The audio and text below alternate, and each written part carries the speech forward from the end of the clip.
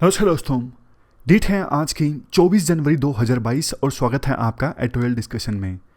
3 issues आज हम discuss करेंगे।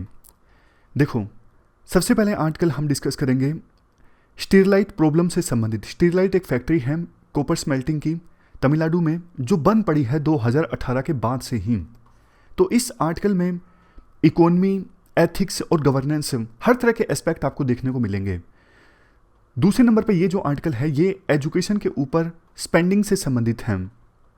इसके बाद एक आर्टिकल हम डिस्कस करेंगे इंडियन एक्सप्रेस का एंटी डिफेक्शन लॉ से संबंधित। तो कुछ एक्सपर्ट्स का देखो ये कहना है 5 में से कुछ राज्य ऐसे भी हो सकते हैं जहां पर हंग असेंबली चुन के आए। हंग असेंबली मतलब किसी एक पार्टी की सरकार ना चुन के आए, कोई भी एक पार्टी अपने दम पर सरकार ना बना सके, एक पार्टी या फिर अलायंस अपने दम पे सरकार ना बना सके। तो ऐसी सिचुएशन में हॉर्स ट्रेडिंग की काफ़ी प्रबल संभावना पैदा हो जाती है। मतलब हो सकता है कि पैसों के दम पर विधायकों को खरीदा जाए सरकार बनाने के लिए।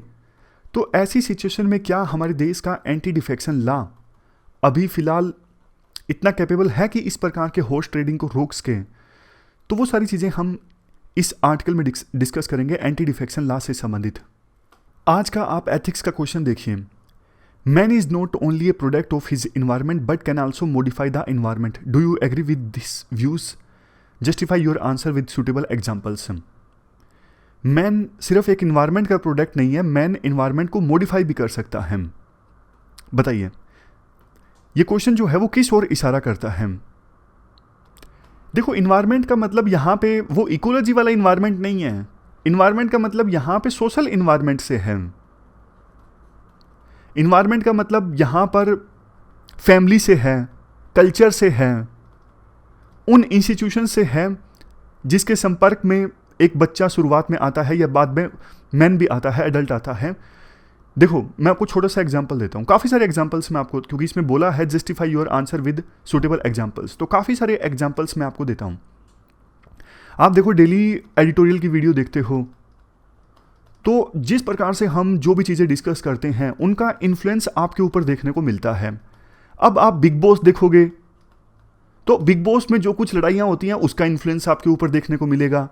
आपकी फैमिली में कैसे विचार हैं, मान लीजिए फैमिली में घनघोर पैट्रियार्की है तो शुरुआत से ही बच्चा ये देखना स्टार्ट कर देगा कि महिलाओं का काम जो है वो ये होता है और पुरुषों का काम ये होता है। लेकिन आपके परिवार में इक्वलिटी है तो फिर बच्चे पर वही असर पड़ेगा। समझ गए ना?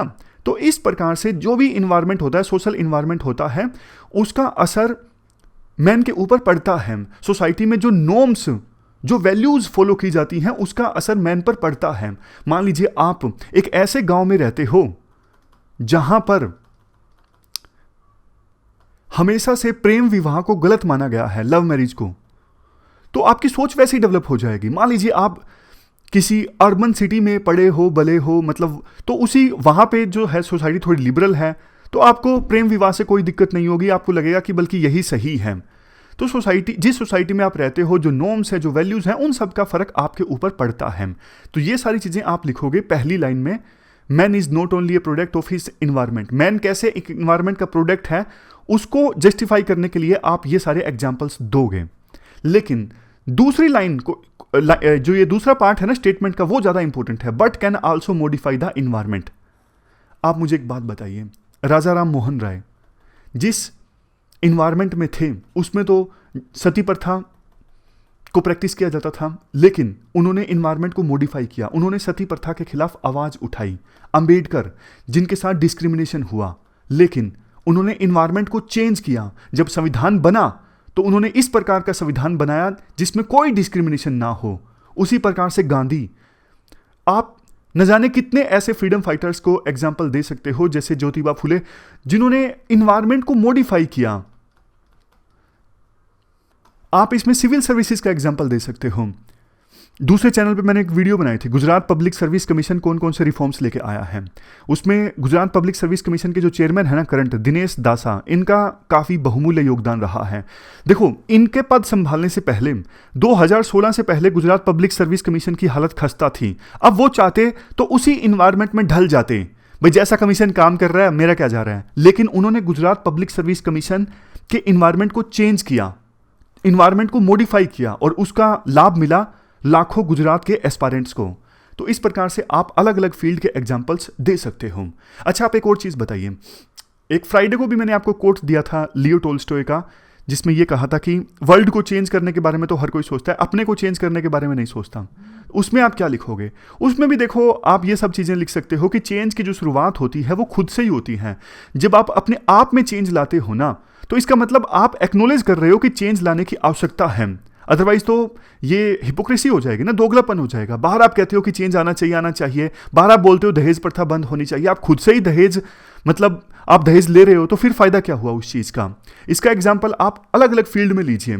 जैसे चाइना अगर मान लीजिए ये बोले कि rule based international order establish होना चाहिए, अरे भैया आप ही तो साउथ चाइना सी में एग्रेसिवनेस शो कर रहे हो, आप ही तो रूल्स के हिसाब से नहीं चल रहे हो, आप ही तो मतलब अपना पावर दिखा रहे हो, तो फिर ये नहीं चलेगा। और भी एग्जांपल्स आप दे सकते हो। सिविल सर्विसेज की फील्ड में आप देख सकते हो, मान लीजिए कोई सिविल सर्वेंट है जो अपने सबऑर्डिनेट्स को बोलता है कि आपको जल्दी आना है टाइम पर, लेकिन वो खुद ही लेट आ रहा है, तो फिर कैसे वो एग्जाम्पल सेट करेगा? वर्ल्ड को यानी डिपार्टमेंट को आप तभी तो चेंज करोगे ना जब पहले आप अपने आप को चेंज करोगे, जब पहले आप अपने आप टाइम पर आओगे।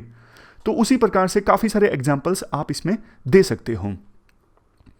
ये डेटा है थोड़ा जो आप इस्तेमाल कर सकते हो। ग्लोबल क्लाइमेट रिस्क इंडेक्स 2020 का कहना है कि इंडिया में climate triggered extreme weather events की वजह से वर्ल्ड में सबसे ज़्यादा डेथ्स हुई। तो डिजास्टर मैनेजमेंट का जहां पर भी जिक्र आए ना, वहां पर आप ये जो डेटा है वो इस्तेमाल कर सकते हो। चलिए डिस्कशन स्टार्ट करते हैं। फर्स्ट इंपॉर्टेंट आर्टिकल स्टीलाइट कंपनी से संबंधित है। आप जीएस पेपर 3 और जीएस पेपर 4 के इन टॉपिक्स से आर्टिकल को रिलेट कर सकते हो। सबसे पहले देखो, आप लोकेशन देखिए। स्टीलाइट कंपनी जो है ये कॉपर प्रोड्यूस करती है, तमिलनाडु में है, और इस कंपनी का जो मालिकाना हक है किसके पास है? वेदांता के पास है। 2018 में ना प्रोटेस्टर्स प्रोटेस्ट कर रहे थे इस कंपनी के ऑपरेशंस के अगेंस्ट, यानी प्रोटेस्टर्स मांग कर रहे थे कि ये जो कॉपर प्रोड्यूस करने वाली फैक्ट्री है ना स्टीलाइट, ये बंद होनी चाहिए। तो उस प्रोटेस्ट के विरोध में, उस प्रोटेस्ट को कंट्रोल करने के लिए पुलिस ने गोलियां चलाई, जिसमें 13 लोगों की जान चली गई। ये मई 2018 की घटना है। उसके बाद से ये जो स्टीलाइट फैक्ट्री है ये बंद पड़ी है, कॉपर प्रोड्यूस करने वाली। अब क्वेश्चन आपके मन में यूं आया होगा, आखिरकार प्रोटेस्टर्स प्रोटेस्ट क्यों कर रहे थे इस कॉपर प्रोड्यूस करने वाली कंपनी के अगेंस्ट? बहुत सारे रीजंस हैं। सबसे पहला रीजन तो देखो ये है, लोकल जो रेजिडेंट्स है ना, उनका ये कहना है कि स्टीलाइट कंपनी, स्टीलाइट फैक्ट्री बोलिए, ये सुबह सुबह 3 बजे ना गैस रिलीज करती थी, जिसकी वजह से सुबह सुबह सांस लेना मुश्किल हो जाता था। इवन जो हमारे पशु है ना, उन्होंने ग्राउंड वाटर पीने से मना कर दिया था, मतलब वे नहीं पी रहे थे ग्राउंड वाटर, क्योंकि स्टीलाइट फैक्ट्री ग्राउंड वाटर में बहुत सारे केमिकल्स मिला रही थी। इसके अलावा लोकल लोगों का यह भी कहना है, स्टीलाइट के जो मालिक हैं वो तो देखो फुल पैसे कमा रहे थे, लेकिन लोकल लोगों को कोई कॉन्ट्रैक्ट्स नहीं मिले, कोई ज़्यादा बिजनेस नहीं मिला।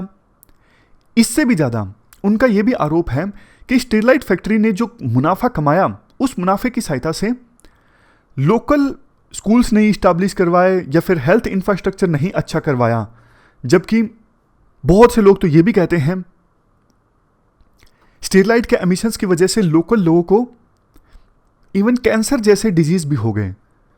2018 के प्रोटेस्ट के दौरान एक व्हाट्सएप वीडियो काफ़ी ज़्यादा वायरल हो गई थी, जिसमें कैंसर पेशेंट की जो वीडियो है वो मांग कर रही थी कि मेरे पति को कैंसर हुआ इस फैक्ट्री की वजह से, इसलिए इस फैक्ट्री को बंद करवा दिया जाए।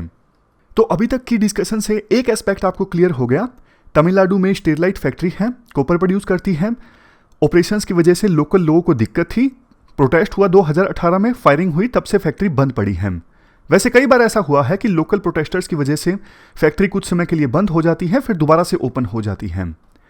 अब थोड़ा सा हम इंटरलिंकिंग करते हैं, जिससे आपकी थॉट प्रोसेस डेवलप होगी। अब मुझे ये बताइए, अभी तक की ये 2 मिनट की डिस्कशन को आप कहाँ एग्जाम्पल के तौर पर यूज कर सकते हो, कौन से टॉपिक में? सोच लिया? जो आपके मन में आया वो बिल्कुल ठीक है। आपने सोचा होगा कि इसको CSR यानी कॉर्पोरेट सोशल रिस्पॉन्सिबिलिटी के टॉपिक में यूज कर सकते हैं एग्जाम्पल के तौर पर, कि स्टीलाइट कॉपर प्रोड्यूस करने वाली जो फैक्ट्री थी, इन्होंने लोकल लोगों का ध्यान नहीं रखा, इन्वायरमेंट का ध्यान नहीं रखा, जो कि उनको रखना चाहिए था। कॉर्पोरेट सोशल रिस्पॉन्सिबिलिटी के तहत। लेकिन आप एक चीज और सोचिए, इसको हम यूज कर सकते हैं एनजीओ वाले टॉपिक में भी। कैसे, ये जानने से पहले थोड़ा आप आगे चलिए। कॉपर की यूजफुलनेस देखिए। स्टेरलाइट का जो प्रोडक्ट है ना, वो है कॉपर। ये एक स्ट्रेटेजिक मेटल है। बहुत सारी एप्लीकेशंस हैं कॉपर की, आपको पता है। एनर्जी सेक्टर में, इलेक्ट्रिकल इक्विपमेंट्स में, इलेक्ट्रॉनिक्स में ज़्यादा से ज़्यादा देश जो हैं विंड और सोलर एनर्जी की तरफ ज़्यादा उनका झुकाव है, इंक्लिनेशन ज़्यादा है। तो आने वाले समय में कॉपर की और ज़्यादा आवश्यकता होगी। नए नए प्रोजेक्ट्स में, नई नई ट्रांसमिशन लाइंस में कॉपर का इस्तेमाल हो रहा है। इलेक्ट्रिकल व्हीकल्स में कॉपर का इस्तेमाल हो रहा है। कॉपर की जो डिमांड है वो बढ़ती जा रही है। इस फैक्ट्री के बंद होने से पहले इंडिया कॉपर एक्सपोर्ट किया करता था, लेकिन इस फैक्ट्री के बंद होने के बाद अब इंडिया कॉपर इंपोर्ट करता है। अब समझ गए आप क्या फर्क आया इस फैक्ट्री के बंद होने के बाद। आज के समय में देखो, टोटल वर्ल्ड में 120 कॉपर स्मेल्टर्स हैं। स्मेल्टर वर्ड से आप कंफ्यूज मत होइएगा। स्मेल्टिंग का क्या मतलब होता है, जब देखो ओर को हीट किया जाता है ना, तो उसमें से वो मेटल निकलता है जो हम निकालना चाहते हैं। जैसे मान लीजिए कोई ओर है, और नेचुरली हमें मिला है, अब कॉपर वाला ओर है, उसमें और भी तो इम्प्यूरिटीज होंगी ना, कोई हो सकता है दूसरा छोटा मोटा मेटल भी हो। तो इस ओर को हम गर्म करेंगे ना, तो उस गर्म करके उससे हम जो हम मेटल निकालना चाहते हैं ना, फॉर एग्जांपल इस केस में कॉपर, वो निकाल सकते हैं। तो इस चीज को कहा जाता है स्मेल्टिंग। वर्ल्ड में वो देश जो कॉपर कंज्यूम करते हैं, मतलब मेजर कंट्रीज जो कॉपर कंज्यूम करते हैं, उन देशों में देखो कॉपर स्मेल्टर्स हैं, उनको ज़्यादा कॉपर इंपोर्ट नहीं करना पड़ता। लेकिन इस स्टेरलाइट फैक्ट्री की बंद होने की वजह से, जैसा मैंने आपको बताया, हमारे देश में तो अब कॉपर इंपोर्ट होने लगा है। और जब से ये फैक्ट्री बंद हुई है ना, कॉपर के जो दाम है इंटरनेशनल मार्केट में 50% तक इंक्रीज हो गए हैं। सोच के देखिए, अब हमारा फॉरेक्स रिजर्व भी तो जाता है ना, फॉरेक्स रिजर्व जाता है कॉपर को इंपोर्ट करने से। अच्छा, एक बात बताइए, क्या ये स्टेरलाइट फैक्ट्री बंद होने की वजह से हमारे देश में कॉपर प्रोड्यूस होने वाली कोई और फैक्ट्री नहीं है? ऐसा नहीं है, एक और फैक्ट्री भी है वैसे, हिंडाल्को। लेकिन हिंडाल्को जितना कॉपर प्रोड्यूस करता है वो हमारे देश की कंजम्पशन के लिए इनफ नहीं है ना, इसलिए बाहर से इंपोर्ट करना पड़ता है। अब आप वो एनजीओ वाला एंगल लगाइए। कई बार ना ऐसा होता है, इस केस में नहीं बोल रहा मैं, आप समझने की कोशिश कीजिए। फैक्ट्री बंद होने के बाद जिस देश से इंडिया कॉपर इंपोर्ट कर रहा है, हो सकता है कि डायरेक्टली इनडायरेक्टली उस देश की सरकार ने किसी एनजीओ के थ्रू लोकल लोगों को भड़काया हो ताकि इनकी फैक्ट्री बंद हो जाए। इनकी फैक्ट्री बंद होगी तो इनको हमसे कॉपर इंपोर्ट करना पड़ेगा, ऐसा आरोप कई बार लगता है। समझ गए ना, मैं ऐसा नहीं बोल रहा हूं इस केस में ऐसा हुआ है, लेकिन ऐसा होता है ताकि आपको पिक्चर क्लियर रहे। देखो, इस फैक्ट्री के बंद होने की वजह से ना लोकल जनता को बहुत ज़्यादा नुकसान हुआ। जैसे हजारों जॉब्स चली गई। पहले रियल एस्टेट के दाम अच्छे खासे थे, वहाँ पे ज़मीन के दाम अच्छे थे, लेकिन एक जैसे ही फैक्ट्री बंद हुई, ज़मीनों के दाम एकदम से गिर गए। जो वहाँ पे थूथुकुडी पोर्ट है ना, पोर्ट पे भी काम जो है वो 25% कम हो गया। पहले देखो, अब ये स्टेरलाइट की फैक्ट्री चलती थी तो ये कॉपर और जो है काफ़ी इंपोर्ट किया जाता था दूसरे देशों से ताकि कॉपर प्रोड्यूस किया जा सके। लेकिन यहाँ पे थूथुकुडी पोर्ट पे काम बहुत ज़्यादा कम हो गया। पोर्ट पे एक वेसल आता था तो उसको स्टेरलाइट फैक्ट्री में ले जाने के लिए 5-5 हज़ार लॉरीज यानी ट्रक्स का इस्तेमाल होता था। लेकिन अब चूंकि फैक्ट्री का काम ठप है, तो आप सोच के देखिए, ट्रांसपोर्ट का पूरा काम ठप है वहाँ पर। पोर्ट पे काम कम हो गया तो पोर्ट पे भी बहुत सारे जो पहले लोग जॉब्स करते थे उनकी जॉब्स भी चली गई, पोर्ट को नुकसान होने लगा। आपको पता है पूरी सप्लाई चेन्स जुड़ी होती हैं, और फैक्ट्री के बंद होने की वजह से सारी सप्लाई चेन ठप हो गई। ना जाने कितनी लोकल जॉब्स गई और देश को कितना नुकसान हुआ वो तो आपको पता ही है। कॉपर पहले हम एक्सपोर्ट करते थे, अब इंपोर्ट करने लगे। कोर्ट का क्या तर्क है इस पूरे मुद्दे पर? 2020 में मद्रास हाईकोर्ट ने कहा था, देखो, जब इकोनॉमी और इन्वायरमेंट दोनों आमने सामने आते हैं ना, तो इन्वायरमेंट की चलनी चाहिए। ये कहते हुए उन्होंने स्टैंप लगा दी कि ये फैक्ट्री बंद की बंद रहेगी, हम इसे नहीं चलने दे सकते। ये मद्रास हाईकोर्ट का फैसला था। एक तरफ इकोनॉमी, दूसरी तरफ इन्वायरमेंट। लेकिन वेदांता जो कंपनी है ना, मद्रास हाईकोर्ट के इस फैसले के अगेंस्ट गई है सुप्रीम कोर्ट में। अब लास्ट में बारी आती है वे फॉरवर्ड की। वे फॉरवर्ड मैं आपसे पूछता हूं, आप 1 मिनट के लिए एज्यूम कीजिए कि आपको ना सरकार ने एक स्पेशल रिप्रेजेंटेटिव के तौर पे भेजा है कि इस पूरे इशू की जांच करवाई जाए और इस फैक्ट्री को फिर से स्टार्ट करवाया जाए। बताओ आप क्या करोगे, कैसे शुरुआत करोगे? आपको भेजा गया है स्टीरलाइट फैक्ट्री जहां पे है ना, वहां पे आपको भेजा गया है कि लोकल लोगों से, जितने भी स्टेक होल्डर्स है, सबसे कंसल्ट करो, फैक्ट्री को स्टार्ट करवाओ। आप क्या करोगे? देखो, जनता की सहमति के बिना तो कोई काम स्टार्ट हो ही नहीं सकता। तो आप सबसे पहले तो जो लोकल लोग हैं ना, उनके साथ ज़्यादा से ज़्यादा मुलाकात करोगे। लोकल लोगों में जो भी लीडर्स हैं ना, जो इस प्रकार के प्रोटेस्ट में लीड करते हैं, उनसे आप बात करोगे। आप एथिक्स में सोशल इन्फ्लुएंस और परसुएशन जैसी टेक्निक्स का इस्तेमाल करके उनको बताओगे कि कितना फ़ायदा होगा लोकल लोगों को अगर ये फैक्ट्री स्टार्ट होती है, देश को कितना फ़ायदा होगा। फिर उनके जो भी कंसर्न्स हैं, वो कंसर्न्स आप एड्रेस करोगे। उनकी शिकायत है कि 3 बजे सुबह ये फैक्ट्री जो है वो गैस रिलीज करती थी, ग्राउंड वाटर जो है वो कंटामिनेट हो गया है, जो जो उनके कंसर्न्स हैं। फिर आप फैक्ट्री मालिकों से बात करोगे, दोनों के बीच में मीटिंग करवाओगे ताकि ट्रस्ट एक डेफिसिट जो है उसे एड्रेस किया जा सके।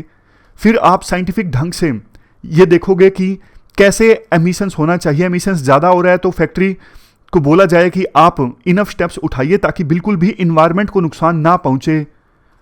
और एक जॉइंट कोऑर्डिनेशन कमेटी भी आप बना सकते हो दोनों की, जिसमें लोकल लोग भी शामिल हों और फैक्ट्री के रिप्रेजेंटेटिव भी शामिल हों, ताकि मॉनिटर किया जा सके और लोकल लोगों के कंसर्न्स दूर हो जाए कि ये फैक्ट्री जो है इन्वायरमेंट को नुकसान पहुंचाती है। जॉइंट कमेटी होगी तो मॉनिटर करती रहेगी सिचुएशन को, फैक्ट्री के ऑपरेशंस कैसे चल रहे हैं। इसके अलावा आप फैक्ट्री वालों को बोलोगे कि आपकी जो CSR के तहत आप लोकल लोगों के लिए एजुकेशन सेक्टर में काम कीजिए और दूसरा जो हेल्थ इंफ्रास्ट्रक्चर है उसको डेवलप करने में काम कीजिए। समझ रहे हो? उसके बावजूद फिर आप ये भी इन्वेस्टिगेशन करवा सकते हो, क्या कोई वेस्टेड इंटरेस्ट इन्वॉल्व है जो अपनी राजनीति चमकाने के लिए अफवाहें फैलाते हैं कि फैक्ट्री बंद हो जाए, या फिर उनको और फायदा होता है इस फैक्ट्री के बंद होने की वजह से। आप जांच करवा के उनके खिलाफ कार्रवाई करोगे। और क्या करोगे आप? आपके दिमाग में क्या आता है कि आपको बोला जाए कि फैक्ट्री स्टार्ट करवाई जाए तो आप क्या करोगे? देखो, ब्रॉड स्टेप्स तो यही निकल के आते हैं, बाकी आप छोटी छोटी इनोवेशन भी ऐड कर सकते हो स्ट्रेटजी में। तो अब चलते हैं अगले आर्टिकल की तरफ। इसके बाद नेक्स्ट आर्टिकल, इस बार के बजट में एजुकेशन पर कितना एलोकेट किया जाए और किस लेवल पर इस इशू से संबंधित हैं। आप GS पेपर 2 के इस टॉपिक से आर्टिकल को रिलेट कर सकते हो। देखो, महामारी के दौरान ना हमारे देश में एजुकेशन बुरी तरह से प्रभावित हुई। सिर्फ 20% बच्चे ही ऑनलाइन लेक्चर्स को देख सके, मतलब मेजॉरिटी ऑफ बच्चे हैं जो हैं वो ऑनलाइन एजुकेशन को एक्सेस नहीं कर पाए। हमारा देश कितना स्पेंड करता है एजुकेशन पर? 2.5 से लेके 3.1% ऑफ GDP। जबकि देखो, जो लोअर मिडिल इनकम कंट्रीज है ना, उनका डेटा ये कहता है 2010-11 से लेके 2018-19 के बीच का कि वो 4.3% ऑफ GDP जो है वो एजुकेशन पर खर्च करते हैं। हालांकि आगे पॉइंट आएगा, ये जो डेटा है इंडिया वाला वो भी काफ़ी ज़्यादा ओपेक है, साफ नहीं है, ये पॉइंट आगे आएगा। इवन इस महामारी के समय जब एजुकेशन के लिए एलोकेशन ज़्यादा होना चाहिए था, वो भी नहीं हुआ। दिल्ली और कुछ 8 मेजर स्टेट्स हैं, उन्होंने देखो या तो एजुकेशन के लिए एलोकेशन सेम रखा या फिर थोड़ा सा कम कर दिया, और 7 स्टेट्स ऐसे हैं जिन्होंने एजुकेशन के लिए अपना एलोकेशन इंक्रीज किया मामूली सा, 2% से लेके 5% के बीच।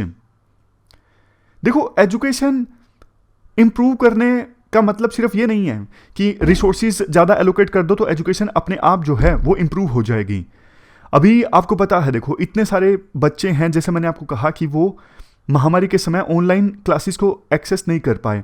अब दोबारा जब वो स्कूल लौटेंगे, इवन छोटे बच्चे जो हैं वो बेसिक अपनी जो लिटरेसी स्किल्स हैं, नंबर वाली स्किल्स हैं, पढ़ने वाली स्किल्स हैं, वो भी भूल गए, क्योंकि वो बिल्कुल टच ही उनका खत्म हो गया एजुकेशन से। और काफ़ी सारे स्कूल्स में, काफ़ी सारे स्टेट्स में तो अभी स्कूल फिर से ओपन हुए ही नहीं है। प्राइमरी स्कूल्स की हम बात कर रहे हैं।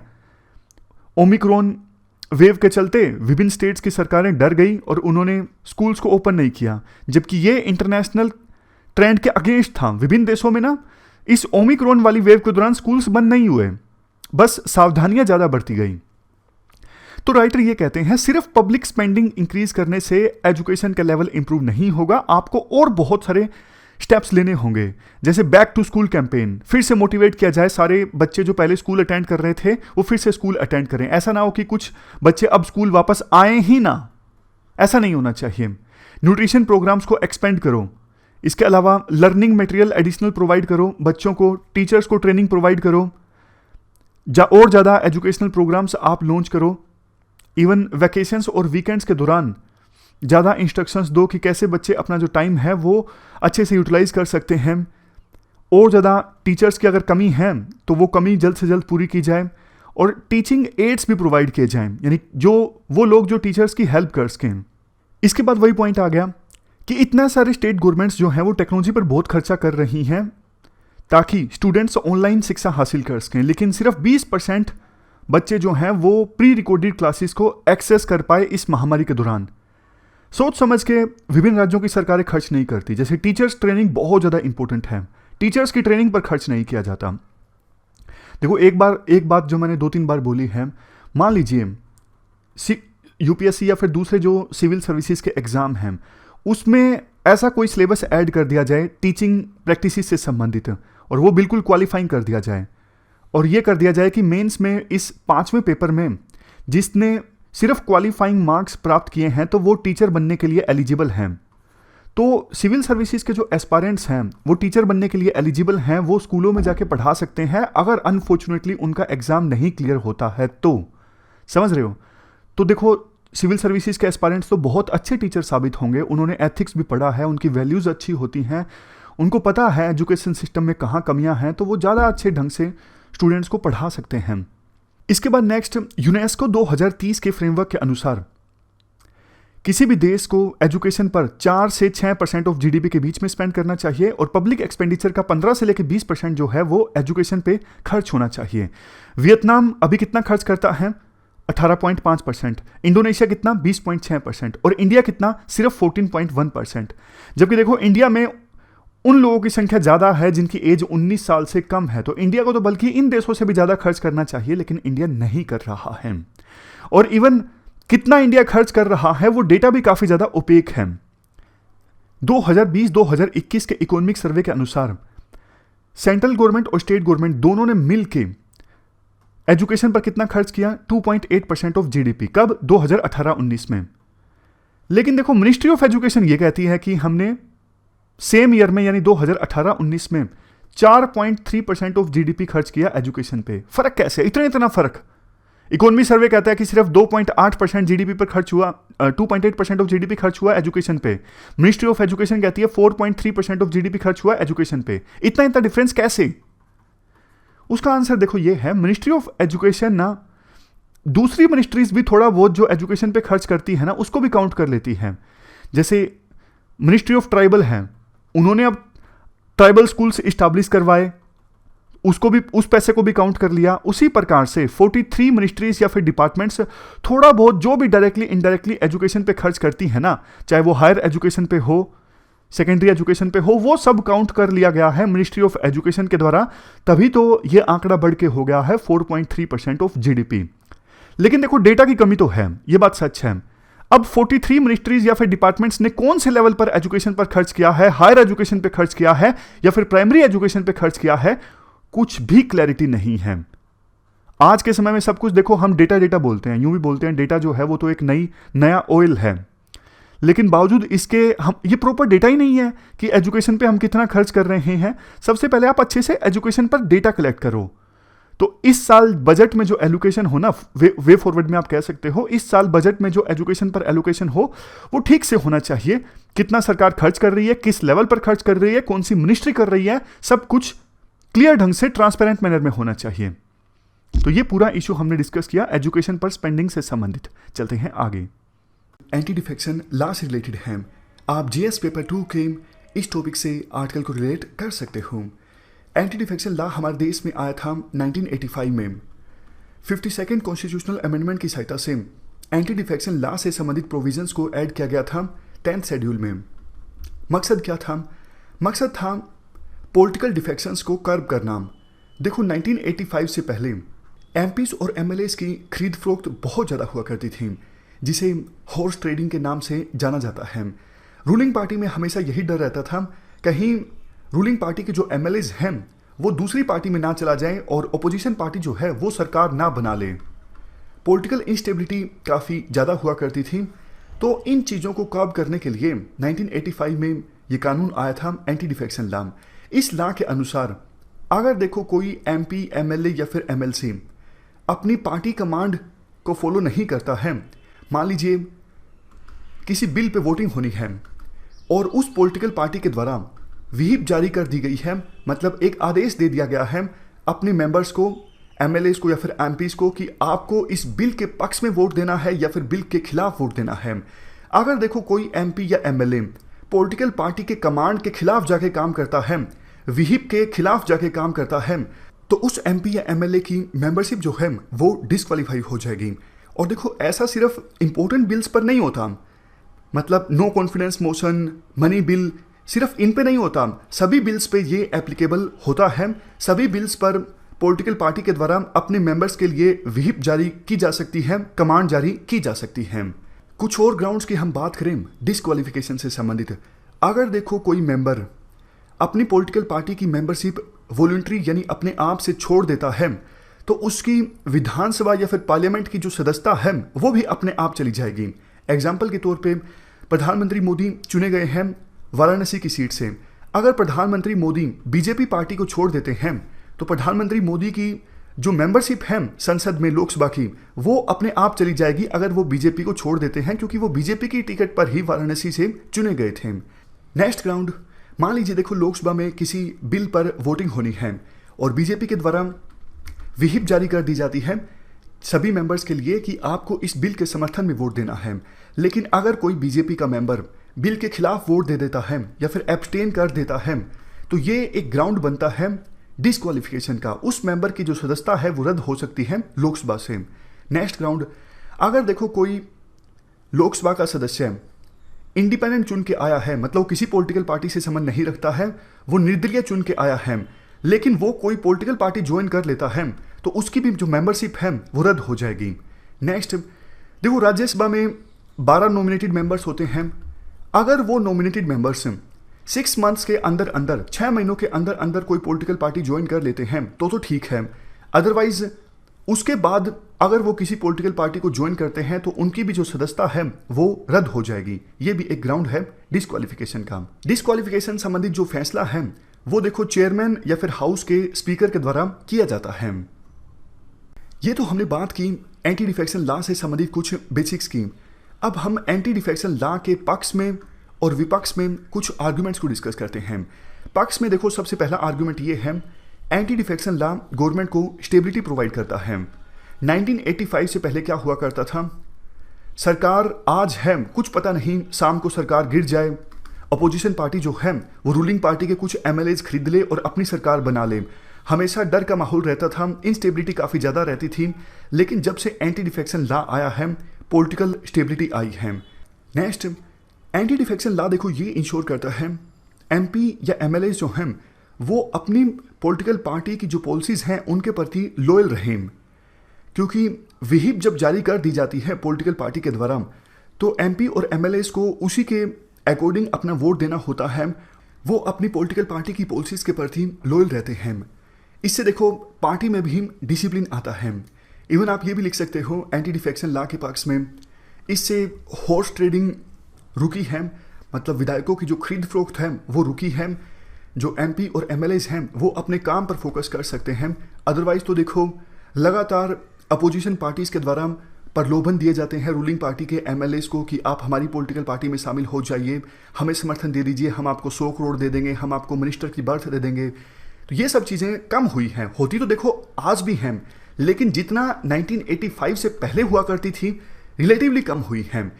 तो यूं तो नहीं कह सकते कि पूरी तरह से ये जो चीज़ें हैं वो रुक गई हैं, लेकिन जितना 1985 से पहले हुआ करती थी, जिसे कहा जाता है आयाराम गयाराम की राजनीति, ये आयाराम गयाराम की राजनीति का नाम पता कैसे पड़ता है।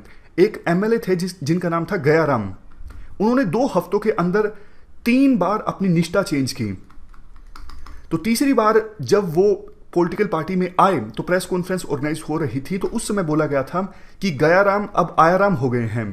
तो नाम पड़ गया था उस समय से कि गयाराम आयाराम की राजनीति, मतलब एमएलए जब अपनी पॉलिटिकल पार्टी को छोड़ के दूसरी पॉलिटिकल पार्टी में जाते हैं, विधायकों की खरीद फरोख्त होती है। अब नेक्स्ट हम बात करते हैं एंटी डिफेक्शन लॉ के खिलाफ कौन से आर्गूमेंट्स दिए जाते हैं।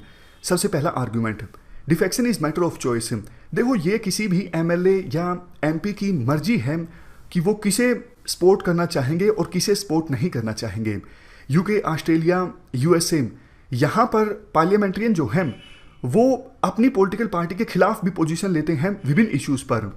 जैसे मान लीजिए ऑस्ट्रेलिया में किसी बिल पर चर्चा हो रही है, तो उस बिल पर पॉलिटिकल पार्टी का अलग स्टैंड है, लेकिन पॉलिटिकल पार्टी के किसी एमपी का अलग स्टैंड है। ये काफ़ी ज़्यादा कॉमन है, लेकिन इंडिया में ऐसा नहीं हो सकता।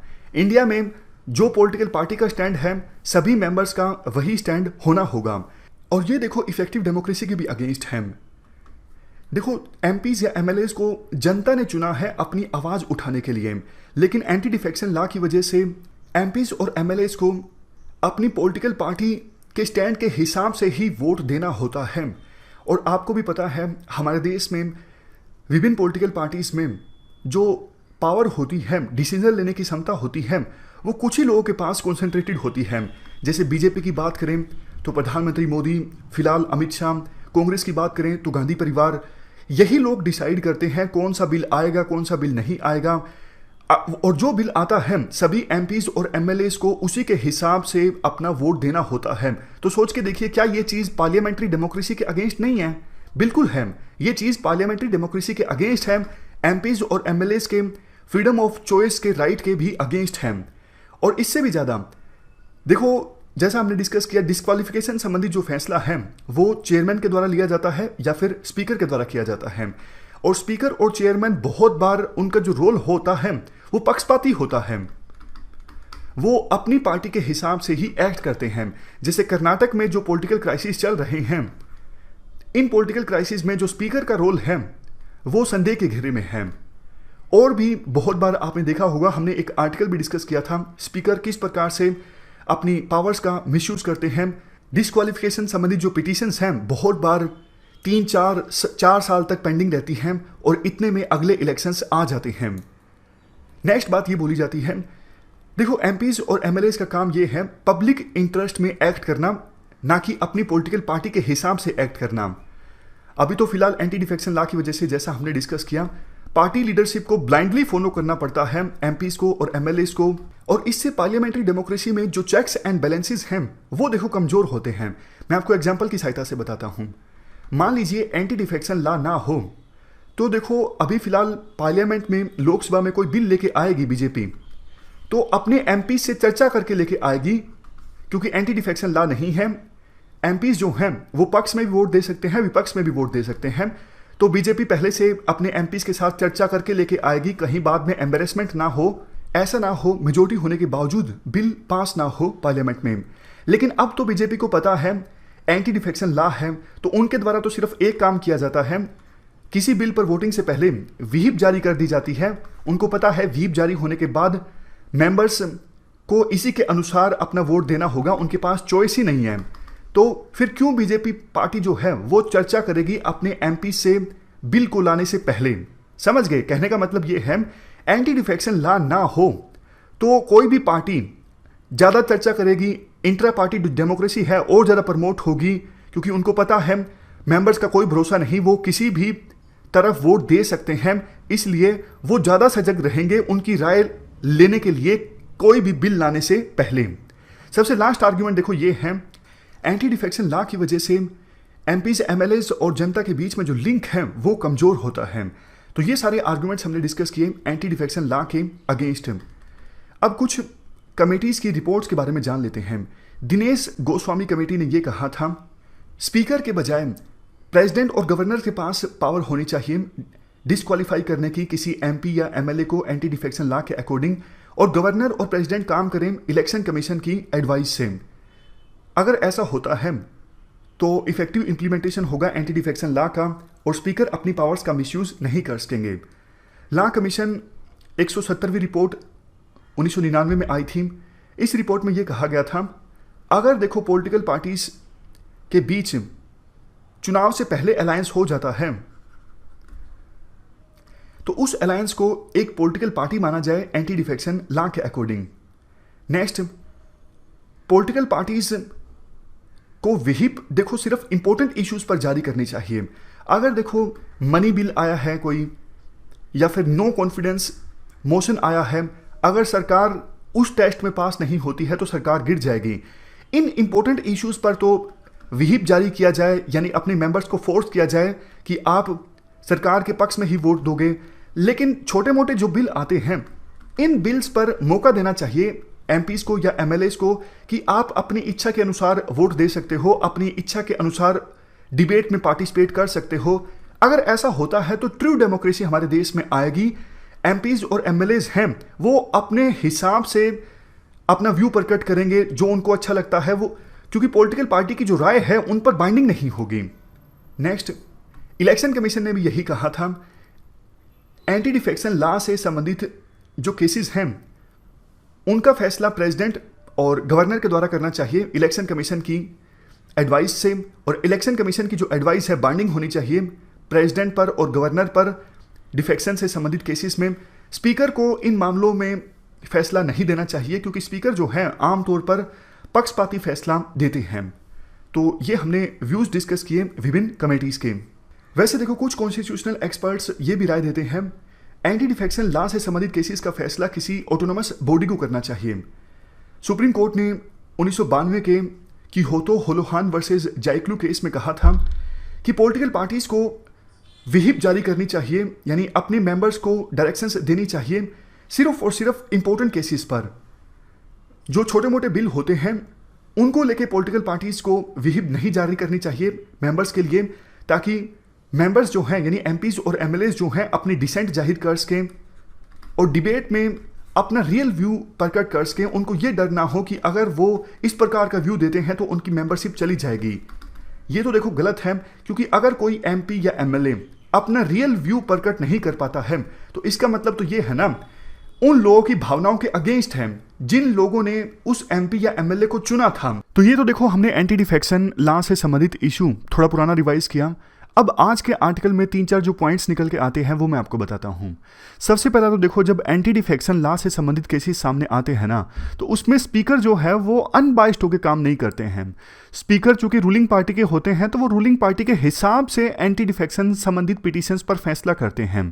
तो होना ये चाहिए जो भी पर्सन स्पीकर बने वो अपनी पार्टी की सदस्यता से रिजाइन कर दे, ताकि वो निष्पक्ष होकर एंटी डिफेक्शन लॉ से संबंधित पिटीशंस पर फैसला करें। दूसरा, एक निश्चित टाइमलाइन होनी चाहिए कि ये जो डिफेक्शन संबंधित केसेस हैं ये मान लीजिए 3 महीनों के अंदर अंदर एड्रेस होंगे, 3 महीनों के अंदर अंदर इनका निपटारा हो जाएगा। बहुत बार देखो स्पीकर जो हैं वो सालों साल 5 साल तक मान लीजिए डिफेक्शन संबंधित पिटीशंस पर बैठे रहे। अरे भैया 5 साल में तो टर्म ही पूरी हो जाएगी ना, उसके बाद आप उस पिटीशन का फैसला भी कर दो तो क्या हो जाएगा। ऐसा स्पीकर करते हैं। नेक्स्ट चीज, ऐसा होना चाहिए कि स्पीकर के बाद पिटीशन जाए सीधा सुप्रीम कोर्ट के पास में। बहुत बार देखो ऐसा भी हो जाता है कि जब कोई विपक्षी पार्टी का पर्सन जब रूलिंग उसको एकदम से मिनिस्टर बना दिया जाता है, जैसे मान लीजिए कोई कांग्रेस का एमएलए है वो बीजेपी में ज्वाइन हो गया, बीजेपी की सरकार है, उसको मिनिस्टर बना दिया। अब मान लीजिए उस पर एंटी डिफेक्शन लग गया और उसको इस्तीफा देना पड़ा, तो ना वो फिर से चुन के आ जाता है और वही पोस्ट मिनिस्टर की फिर से संभाल लेता है। तो राइटर ये कहना चाहते हैं ऐसा रूल होना चाहिए, अगर कोई पर्सन डिस्क्वालीफाई हो गया ना वो पूरी टर्म तक डिस्क्वालीफाई रहेगा, वो फिर से चुन के नहीं आ सकता। अगर ऐसा होगा तो फिर मिनिस्टरशिप के लालच में एमएलए जो है ना वो रूलिंग पार्टी में शामिल नहीं होंगे। तो ये कुछ जो लूप होल्स है ना एंटी डिफेक्शन लॉ में, उनका समाधान होना जरूरी है, तब जाके ये जो कानून है वो इफेक्टिव साबित होगा। तो ये पूरा आर्टिकल हमने डिस्कस किया एंटी डिफेक्शन लॉ से संबंधित। क्वेश्चन देख लीजिए जो आपको अटेम्प्ट करना है। Anti defection law curtail the freedom of independence of MPs and MLAs। Anti defection law जो है वो MPs और MLAs की फ्रीडम को कर्टेल करता है, कम करता है। आपको इस स्टेटमेंट को क्रिटिकली एनालाइज करना है 250 वर्ड्स में। चलते हैं आगे। तो इस डिस्कशन में फिलहाल इतना ही है। Thank you very much for discussion.